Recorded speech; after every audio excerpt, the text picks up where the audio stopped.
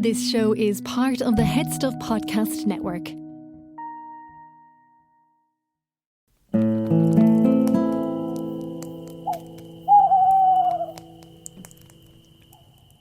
Samhain. In the season leaves should love, since it gives them leave to move through the wind towards the ground they were watching while they hung. Legend says there is a seam stitching darkness like a name. Now when dying grasses veil earth from the sky in one last pale wave, as autumn dies to bring winter back, and then the spring, we who die ourselves can peel back another kind of veil that hangs among us like thick smoke. Tonight at last I feel it shake. I feel the night stretching away thousands long behind the days till they reach the darkness where all of me is ancestor. I move my hand and feel a touch move with me, and when I brush my own mind across another, I am with my mother's mother. Sure as footsteps in my waiting self, I find her, and she brings arms that carry answers for me, intimate, awaiting bounty. Carry me. She leaves this trail through a shudder of the veil, and leaves, like amber where she stays, a gift for her perpetual gaze. Hello, and welcome to Fireside of Horror. This is our third Halloween special for Fireside, the Irish storytelling podcast. My name is Kevin Ciolan. I am your host and your Fireside Bard. Fireside is as a folklore and storytelling podcast, it always feels particularly apt here at Halloween, and I always like doing a Halloween special here and doing things a little bit differently than we normally do on Fireside, where rather than adapting just a folktale or a myth, I like to sample different gothic and spooky literature from poetry, song, fiction, non-fiction, and put a little hodgepodge of samplings of different Halloween-themed stories and works for you all. And we like to open that with a poem called Samhain by the American poet Annie Finch, if anyone liked that. I thought that was a beautiful, incredibly evocative poem as a perspective, a contemporary view on what the Celtic harvest festival of Samhain is, where the two worlds are so connected, the world of the living and the dead, because that is what All Hallows Eve was. It was the end of the harvest. It was the beginning of the winter, and where the line between our world and the world of the dead is at its thinnest, and you can almost step through into it. And I thought Annie Finch really captured that with that beautiful poem, so I wanted to open up with that. We have a few bits for you on this very special Halloween special for Fireside. Before I go on, please do, if you have not done so already, follow me on Instagram at FiresideBard. Email me at thefiresideBard@gmail.com.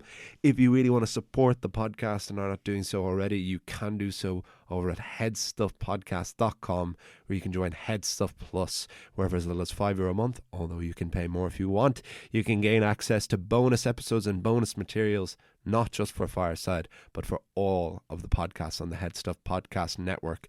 And there is a very special video of my Fireside Sessions live show from the Dublin Podcast Festival in 2019 as the latest piece of bonus material for this month. That joins now a considerable few bits, a good bit of incentive to swap over. You've got my interview with Mark Williams, author of Ireland's Immortals. Have a special on the mythological poetry of W.B. Yeats. There's a good few bits now up there and more being uploaded every month. That's your incentive. No hard sell, but Headstuff Plus is there if you want to support the podcast, and I'd be very, very appreciative if you did. And next week, we have a very exciting announcement for Fireside as we come up to the end of our 3 years years. We're coming up to the 3-year anniversary of Fireside, as incredible as that is, as we approach our 150th episode. And I've got a very exciting announcement for that, which will be next week, so please do stay tuned for that. Next up on Fireside of Horror, I always like to read a passage from a classic work of gothic fiction. And in the past 2 years, on our first Fireside of Horror, in our first one, I did an extract from Dracula. In our second Fireside of Horror, I did an extract from Frankenstein. Naturally, those would be the two big works of gothic fiction. But another one that doesn't get lumped with those as much, but sometimes does, and very, very rightly should, is Oscar Wilde's novel, his one and only novel, The Picture of Dorian Gray. Dorian Gray draws heavily from the established tropes of Gothic literature, and there's a real eeriness to it. So I wanted to do a reading from a passage from early on in the novel, so that you don't have to have read it, but that this might be an incentive for you to read it, which was really nice. I've always really, really adored Oscar Wilde's work, and it was one of the great pleasures and big challenges of Fireside last year was when I did the adaptations of Oscar Wilde's fairy stories of The Happy Prince and The Selfish Giant and a few of the others. So it was really nice to dip into this. Now, again, this is not my adaptation of this. I'm reading directly from the novel because Dorian Gray is one of my favourite books. It's word perfect. And if you haven't read it, I highly recommend it. And it is very much a Halloween book, I think, anyway, or it certainly fits very thematically in with eeriness and spookiness. So this is from chapter 3. The central character, Lord Henry Wotton, has just met the titular character of Dorian Gray, and he's never met anyone who's had such a profound effect on him. He finds Dorian to be physically perfect. He's so beautiful, and Lord Henry's friend Basil is painting this portrait, the titular picture of Dorian Gray, of this beautiful young dandy. And Lord Henry is so interested and enchanted with him, he goes to his uncle to find out what he can about Dorian's past.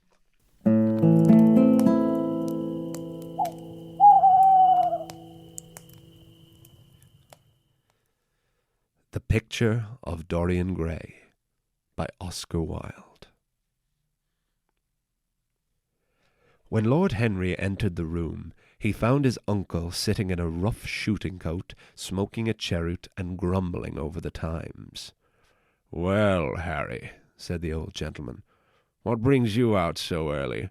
I thought you dandies never got up till 2, and were not visible till 5. "Pure family affection, I assure you, Uncle George. I want to get something out of you." "Money, I suppose," said Lord Fermor, making a wry face. "Well, sit down and tell me about it. Young people nowadays imagine that money is everything." "Yes," murmured Lord Henry, settling his buttonhole in his coat, "and when they grow older they know it. But I don't want money. It is only people who pay their bills who want that, Uncle George, and I never pay mine. Credit is the capital of a younger son, and one lives charmingly upon it.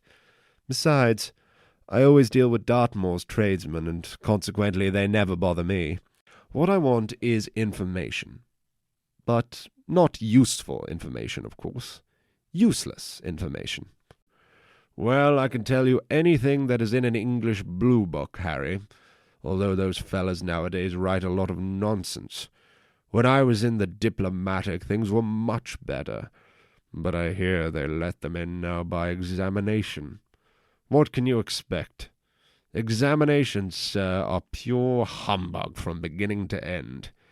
If a man is a gentleman, he knows quite enough. But if he is not a gentleman, whatever he knows is bad for him." "Mr. Dorian Gray does not belong to blue books, Uncle George," said Lord Henry languidly. "Mr. Dorian Gray? Who is he?" asked Lord Fermor, knitting his bushy white eyebrows. "That is what I come to learn, Uncle George. Or rather, I know who he is. He is the late Lord Kelso's grandson. His mother was a Devereux, Lady Margaret Devereux. I want you to tell me about his mother. What was she like? Whom did she marry? You would have known nearly everybody in your time, so you might have known her. I am very much interested in Mr. Grey at present. I have only just met him." "Kelso's grandson," echoed the old gentleman. "Kelso's grandson, of course. I knew his mother intimately. I believe I was at her christening. She was an extraordinarily beautiful girl, Margaret Devereux, and made all the men frantic by running away with a penniless young fellow. A mere nobody, sir, a subaltern in a foot regiment or something of that kind. Certainly, I remember the whole thing as if it happened yesterday. The poor chap was killed in a duel at Spa a few months after the marriage. There was an ugly story about it. They said Kelso got some rascally adventurer, some Belgian brute, to insult his son-in-law in public. Paid him, sir, paid him to do it. And that the fellow spitted his man as if he had been a pigeon. The thing was hushed up, but, egad, Kelso ate his chop alone at the club for some time afterwards. He brought his daughter back with him, I was told, and she never spoke to him again. Oh, yes, it was bad business. The girl died, too. Died within a year. So she left a son, did she? I had forgotten that. What sort of a boy is he? If he is like his mother, he must be a good-looking chap." "He is very good-looking," asserted Lord Henry. "I hope he will fall into proper hands," continued the old man. "He should have a pot of money waiting for him if Kelso did the right thing by him. His mother had money, too. All the Selby property came to her through her grandfather. Her grandfather hated Kelso, thought him a mean dog. He was, too. Came to Madrid once when I was there. Egad, I was ashamed of him. The Queen used to ask me about the English noble who was always quarrelling with the cabman about their fares. They made quite a story of it. I didn't dare show my face at court for a month. I hope he treated his grandson better than he did the Jarvies." "I don't know," answered Lord Henry. "I fancy that the boy will be well off. He is not of age yet. He has Selby, I know. He told me so. And his mother was very beautiful." "Margaret Devereux was one of the loveliest creatures I ever saw, Harry. What on earth induced her to behave as she did, I never could understand. She could have married anybody she chose. Carlington was mad after her. She was romantic, though. All the women of that family were. The men were a poor lot, but, egad, the women were wonderful. Carlington went on his knees to her, told me so himself. She laughed at him, and there wasn't a girl in London at the time who wasn't after him. And by the way, Harry, talking about silly marriages, what is this humbug your father tells me about Dartmoor wanting to marry an American? Aren't English girls good enough for him?" "It is rather fashionable to marry Americans just now, Uncle George."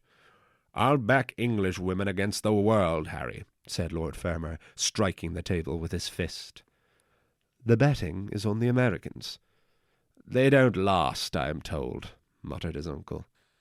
"A long engagement exhausts them, but they are capital at a steeplechase. They take things flying. I don't think Dartmoor has a chance." "Who are her people?" grumbled the old gentleman. "Has she got any?" Lord Henry shook his head. "American girls are as clever at concealing their parents as English women are at concealing their past," he said, rising to go. "They are pork-packers, I suppose." "I hope so, Uncle George, for Dartmoor's sake. I am told that pork packing is the most lucrative profession in America, after politics. Is she pretty? She behaves as if she was beautiful. Most American women do. It is the secret of their charm. Why can't these American women stay in their own country? They are always telling us that it is the paradise for women. It is. That is the reason why, like Eve, they are so excessively anxious to get out of it, said Lord Henry. Goodbye, Uncle George. I shall be late for lunch, if I stop any longer. Thanks for giving me the information I wanted. I always like to know everything about my new friends, and nothing about my old ones. Where are you lunching, Harry? At Aunt Agatha's. I have asked myself and Mr. Gray. He is her latest protégé. Tell your Aunt Agatha, Harry, not to bother me with any more of her charity appeals. I am sick of them. Why, the good woman thinks I have nothing to do but to write cheques for her silly fads. All right, Uncle George, I'll tell her, but it won't have any effect. Philanthropic people lose all sense of humanity. It is their distinguishing characteristic. The old gentleman growled approvingly and rang the bell for his servant. Lord Henry passed up the low arcade into Burlington Street and turned his steps in the direction of Berkeley Square.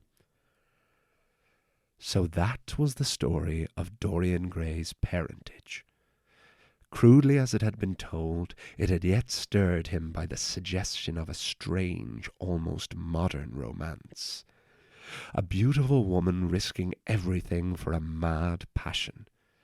A few wild weeks of happiness cut short by a hideous, treacherous crime. Months of voiceless agony, and then a child born in pain. The mother snatched away by death, the boy left to solitude and the tyranny of an old and loveless man. Yes, it was an interesting background. It posed the lad, made him more perfect, as it were. Behind every exquisite thing that existed, there was something tragic. Worlds had to be in travail, that the meanest flower might blow. And Basil? From a psychological point of view, how interesting he was. The new manner in art, the fresh mode of looking at life, suggested so strangely by the merely visible presence of one who was unconscious of it all. The silent spirit that dwelled in dim woodland and walked unseen in open field, suddenly showing herself, dryad-like and not afraid, because in his soul who sought for her there had been wakened that wonderful vision to which alone are wonderful things revealed, the mere shapes and patterns of things becoming, as it were, refined, and gaining a kind of symbolical value, as though they were themselves patterns of some other and more perfect form, whose shadow they made real. How strange it all was! He remembered something like it in history.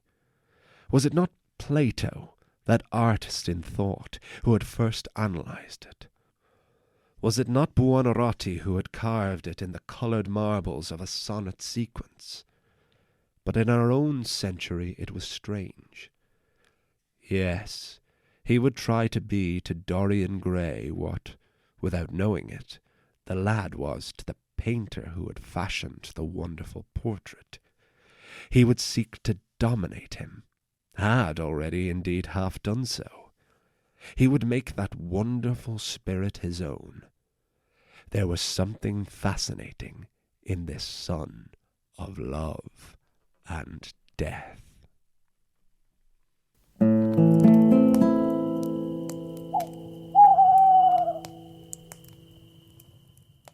Folks, as you all know, Fireside is a proud son of the Headstuff Podcast Network, which is Ireland's largest network of independent podcasts and a loving home for the creative and indeed the curious. There are so many other podcasts I could recommend to you on the network, some of which inspired me to approach Headstuff myself. Here's a taste of one you might enjoy. Agony Rants, coming soon to the Headstuff Podcast Network. Why can't I not say podcast?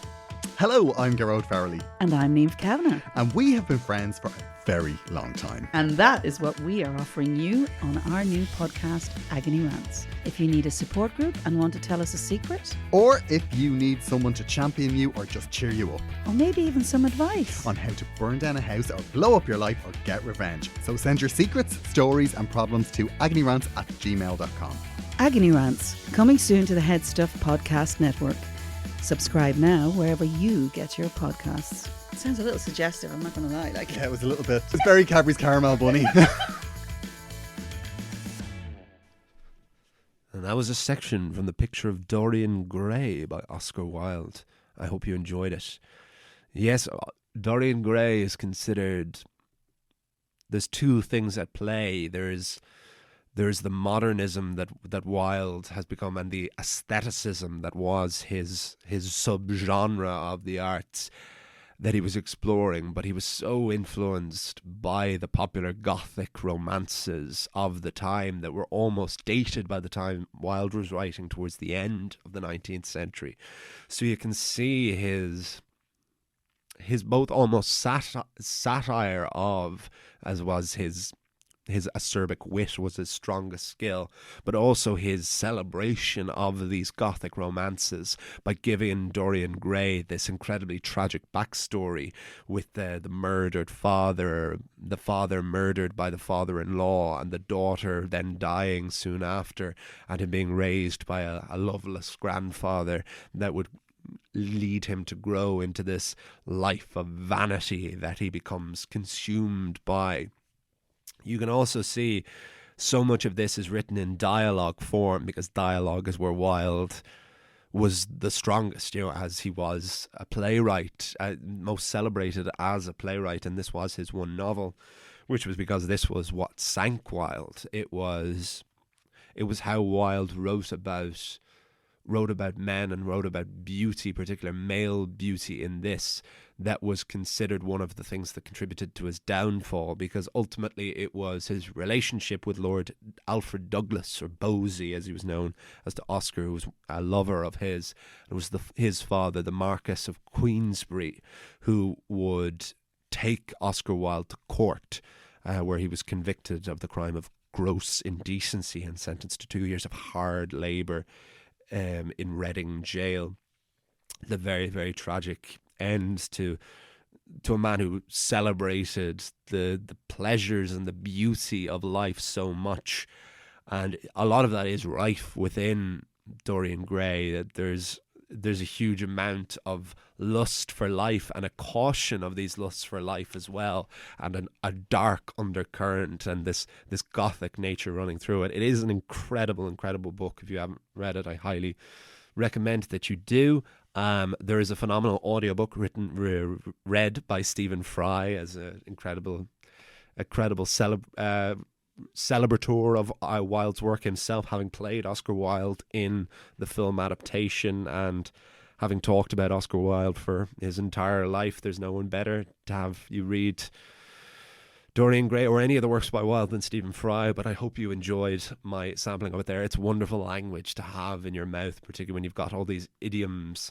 I edited it slightly just to condense it down a little bit, and I was nearly going to edit out all the stuff about the Americans because it wasn't to do with Dorian Gray, it was a totally separate thing, but then I just couldn't resist lashing it in because it's so well written. I left that in specifically for my American listeners to this podcast. I hope you got a chuckle and a kick out of some of that. The third, or the next and final... The final piece that I'm going to do for Fireside of Horror number 3 is a wonderful poem that was written as a children's poem originally by the Victorian poet and writer Christina Rossetti. She's not someone whose work I'd explored a huge amount before. I knew her mostly as, what really struck me about her was that she was known for writing the lyrics to a lot of what became established famous Christmas carols. She wrote In the Bleak Midwinter, wrote the lyrics to that, and it was later set to music. But this was actually her first major publication. This was what she was very known for. Her first collection was known as Goblin, Market and Other Poems. And depending on who she talked to, where she asked, this was sometimes talked of as a poem for children, sometimes told the poem specifically not for children. I'll let you be the judge of that. I thought it was just an incredibly apt poem for Halloween, wonderfully dark and gothic, a story of two sisters who stumble upon the forbidden fruits of a goblin market. I'm not going to read the whole thing because it is very long, but I'll just give you an extract for yourselves that then you can go and look it up. You can find it anywhere on Poetry Foundation or anything. Just for Halloween, this is Goblin Market by Christina Rossetti.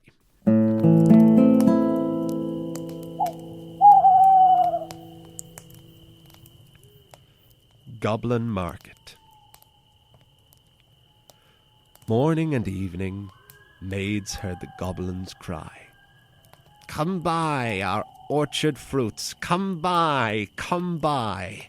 Apples and quinces, lemons and oranges, plump unpecked cherries, melons and raspberries, bloom down-cheeked peaches, swart-headed mulberries, wild freeborn cranberries, crab apples, dewberries, pineapples, blackberries, apricots, strawberries, all ripe together in summer weather, morns that pass by, fair eves that fly. Come buy our grapes fresh from the vine, pomegranates full and fine, dates and sharp bullaces, rare pears and green gages, damsons and bilberries, taste them and try. Currants and gooseberries, bright fire-like barberries, figs to fill your mouth, citrons from the south, sweet to tongue and sound to eye. Come buy, come buy. Evening by evening, among the brookside rushes, Laura bowed her head to hear, Lizzie veiled her blushes. Crouching close together in the cooling weather, with clasping arms and cautioning lips, with tingling cheeks and fingertips, "Lie close," Laura said, pricking up her golden head. "We must not look at goblin men, we must not buy their fruits. Who knows upon what soil they fed their hungry, thirsty roots?" "Come buy," called the goblins, hobbling down the glen. "Oh," cried Lizzie, Laura, you should not peep at goblin men." Lizzie covered up her eyes, covered close lest they should look. Laura reared her glossy head and whispered like the restless brook, look, Lizzie, down the glen tramp little men. One holds a basket, one bears a plate, one lugs a golden dish of many pounds weight. How fair the vine must grow whose grapes are so luscious, how warm the wind must blow through those fruit bushes." "No," said Lizzie, no, their offers should not charm us, their evil gifts would harm us." She thrust a dimpled finger in each ear, shut eyes and ran. Curious Laura chose to linger, wondering at each merchant man. One had a cat's face, one whisked a tail, one tramped at a rat's pace, one crawled like a snail, one like a wombat prowled, obtuse and furry, one like a rattle tumbled hurry-scurry. She heard a voice like voice of doves cooing all together. They sounded kind and full of loves in the pleasant weather. Laura stretched her gleaming neck like a rush-embedded swan, like a lily from the beck, like a moonlit poplar branch, like a vessel at the launch when its last restraint is gone. Backwards up the mossy glen turned and trooped the goblin men, with their shrill repeated cry, "Come buy, come buy." When they reached where Laura was, they stood stock still upon the moss, leering at each other, brother with queer brother, signalling each other, brother with sly brother. One set his basket down, one reared his plate, one began to weave a crown of tendrils, leaves, and rough nuts brown. Men sell not such in any town. One heaved the golden weight of dish and fruit to offer her. Come buy, was still their cry. Laura stared but did not stir, longed but had no money. The whisk-tailed merchant bade her taste in tones as smooth as honey. The cat-faced purred, the rat-face spoke a word of welcome, and the snail-paced even was heard. One parrot voice and jolly cried, "Pretty Goblin," still for pretty Polly, one whistled like a bird. But sweet-toothed Laura spoke in haste. "Good folk, I have no coin to take were to purloin. I have no copper in my purse, I have no silver either, and all my gold is on the furze that shakes in windy weather above the rusty heather." "You have much gold upon your head," they answered all together. "Buy from us with a golden curl." She clipped a precious golden lock, she dropped a tear more rare than pearl, then sucked their fruit globes fair or red, sweeter than honey from the rock, stronger than man-rejoicing wine, clearer than water flow that juice. She never tasted such before. How should it cloy with length of use?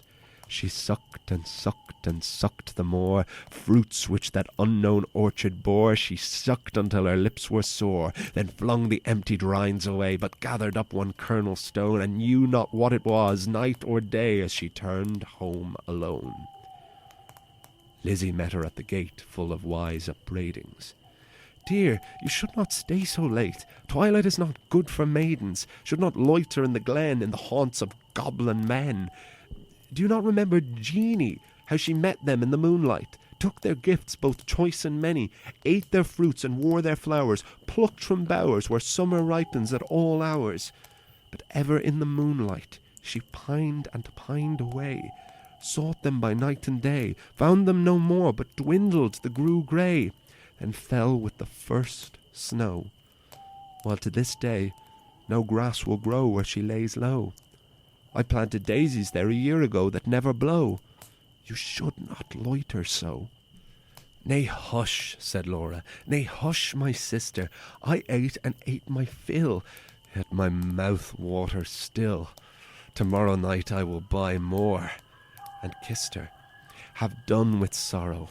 I'll bring you plums tomorrow, fresh on their mother's twigs, cherries worth getting. You cannot think what figs my teeth have met in, what melons icy cold, piled on a dish of gold, too huge for me to hold, what peaches with a velvet nap, pellucid grapes without one seed, odorous indeed must be the mead whereon they grow, and pure the wave they drink with lilies at the brink, and sugar sweet their sap. Golden head by golden head, like two pigeons in one nest, folded in each other's wings, they lay down in their curtained bed, like two blossoms on one stem, like two flakes on new-fallen snow, like two wands of ivory, tipped with gold for awful kings. Moon and stars gazed in at them, wind sang to them lullaby, lumbering owls forbore to fly. Not a bat flapped to and fro round their rest, cheek to cheek and breast to breast, locked together in one nest. Early in the morning, when the first cock crowed his warning, neat like bees, as sweet and busy, Laura rose with Lizzie, fetched in honey, milked the cows, aired and set to rights the house, kneaded cakes of whitest wheat, cakes for dainty mouths to eat, next churned butter, whipped up cream, fed their poultry, sat and sewed, talked as modest maidens should, Lizzie with an open heart, Laura in an absent dream. One content, one sick in part, one warbling for the mere bright day's delight, one longing for the night. At length slow evening came. They went with pitchers to the reedy brook, Lizzie most plancid in her look, Laura most like a leaping flame. They drew the gurgling water from its deep. Lizzie plucked purple and rich golden flags, then turning homeward said, "The sunset flushes those farthest lofty crags. Come, Laura, not another maiden lags, no wilful squirrel wags, the beasts and birds are fast asleep." But Laura loitered still among the rushes, and said the bank was steep, and said the hour was early still, the dew not fallen, the wind not chill, listening ever but not catching the customer cry, come by, with its iterated jingle of sugar-baited words. Not for all her watching, once discerning even one goblin, racing, whisking, tumbling, hobbling, let alone the herds that used to tramp along the glen in groups or single of brisk fruit merchant men.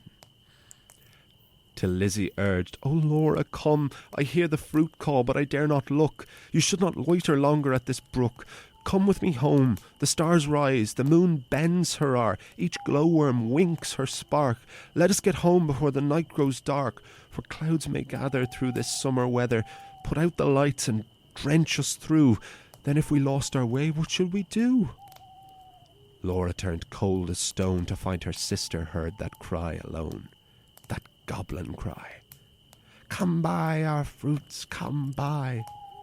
Must she then buy no more such dainty fruit? Must she no more such succulous pasture find, gone deaf and blind? Her tree of life drooped from the root. She said not one word in her heart's sore ache, but peering through the dimness, naught discerning, trudged home, her pitcher dripping all the way, so crept to bed and lay silent till Lizzie slept, then sat up in a passionate yearning, and gnashed her teeth for balked desire, and wept as if her heart would break.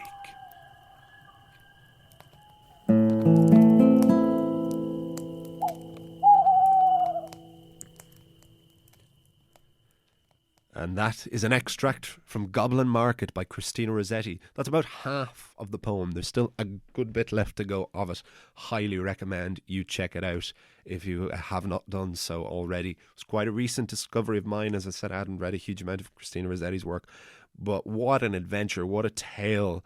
It's like Old Possum's Book of Practical Cats and Dr. Seuss meets the becked up gothic world of Edgar Allan Poe. It's so wonderfully Victorian and just delicious in its words, are as delicious in its descriptions of the fruit.